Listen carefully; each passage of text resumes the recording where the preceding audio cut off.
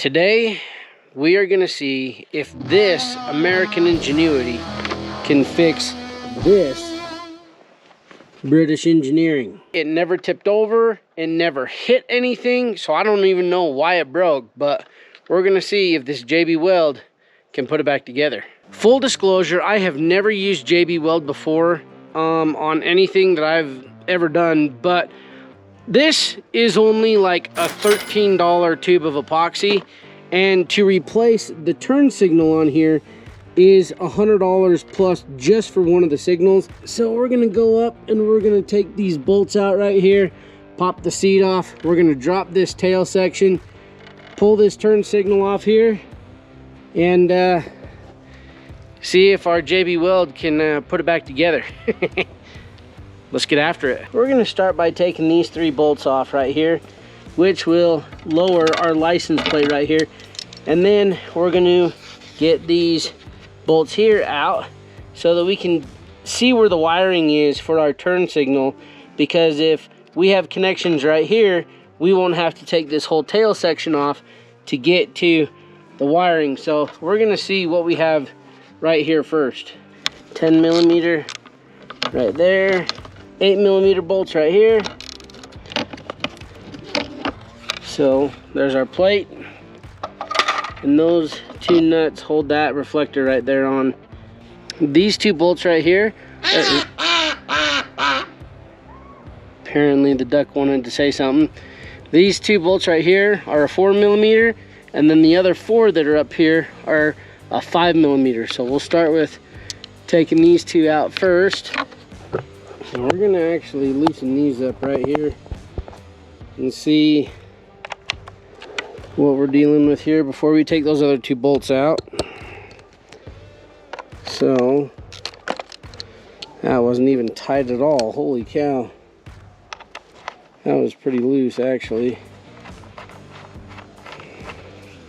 So those are also a 5 millimeter right here on the turn signal. Oh, look at that. We don't even have to go all the way into that. Sweet! Note to self, check that first. Save yourself some time. All right.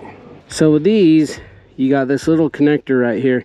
I actually really like using my can opener to get these pressed in. So there's that little connector right there. That just pulls right out. Now we can get our turn signal, get this tape off of here, get that in place so that we can get it positioned correctly to put that stuff back on. And then I'll put all those bolts back in there. Just wanted to show you, I'm not the brightest crayon in the box at times, but that, all you had to do, pull that bolt out of there, that turn signal comes off just like that. We have ourselves here a clean work surface, just a spare tile that we have. This says to make sure that everything's clean before we get going, so we cleaned off the back of this, and we are going to apply this stuff right down into here and make our turn signal one solid piece again. Twist our cap open here.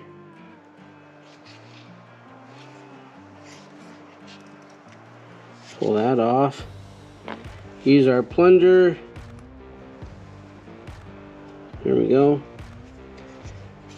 Pull that back a bit. Put our cap back on and twist that back. And then it says to mix this up to where it's nice and even. And then it says, I definitely will mixed way too much of this stuff, but we're going to take some of this here, and this says that it sets up in 15 minutes. So we're going to use our cool little application tool, which comes from popsicles, it looks like. And we're just going to smear that stuff through there. We're going to pull these wires back. Now obviously there's going to be excess in here, which is okay, because it says within 30 minutes this stuff is sandable. So we're going to take that and see if we can't just wipe some of this excess off of here. Clean that up the best that we can. This has been a little over 15 minutes. This is the result right here. So, feels kind of tough.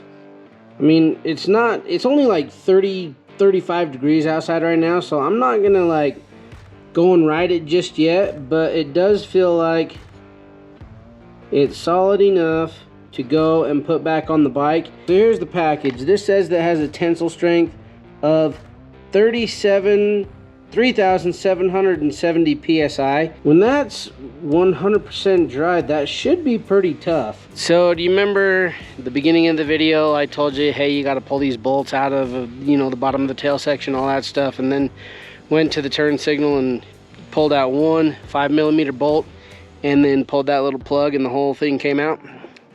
Yeah, turns out you don't need to worry about the tail section, just FYI. We're just gonna take our little connector right here, and again, this little tab goes up here on the top. So we're just gonna plug that back in like so. We're just gonna nicely push that wiring back into place like that. We are going to reinstall our 5mm bolt here, just like this. Now, this stuff says that it is bonded in 15 minutes and ready to sand in 30 minutes.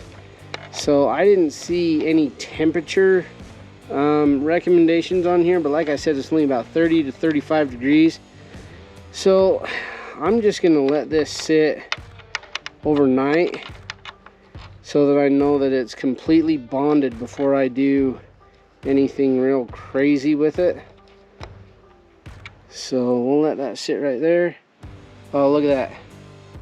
Not fully bonded. Dang it. It's already drooping. Well, I guess we'll take it back off. Cold weather looks like it has an effect on JB Weld. Now, this is why it is important to read all the instructions on things before you get started. If temperature is below 40 degrees, set time is longer.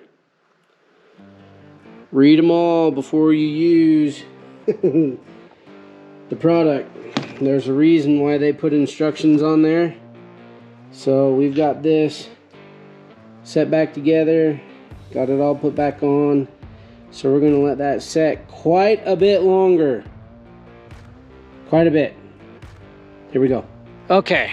So we let that dry for quite a bit longer, and the instructions did say if it's less than 40 degrees, it's going to take a while longer for this to set up.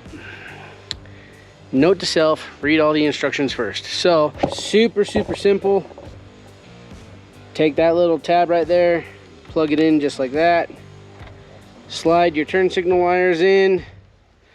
Let's try this one more time and see if it falls apart on us again. Actually gonna use my 5mm ball Allen right here so that we can get a better angle on this without putting any pressure up against that signal. There we go. Get that one tightened down. Now this one was pretty loose when I went to take it off, so I'm gonna come over here, just make sure. Yeah, that one was pretty loose too. So just tighten that back up. So, there we go. Got it on there. Let's get the bike fired up. Well, at least check our electrical, make sure it works. Turn on our switch here. Get that going.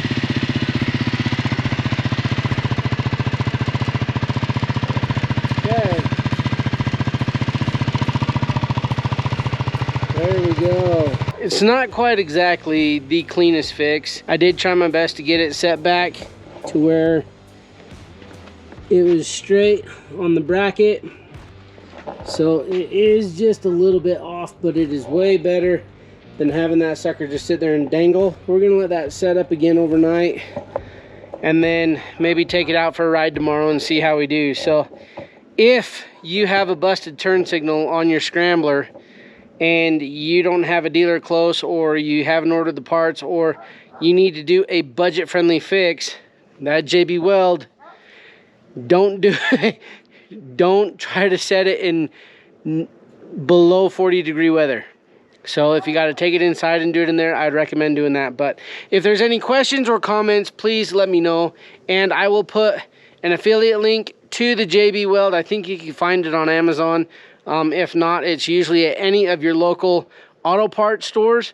So that's where you can find it. Yeah, simple, quick.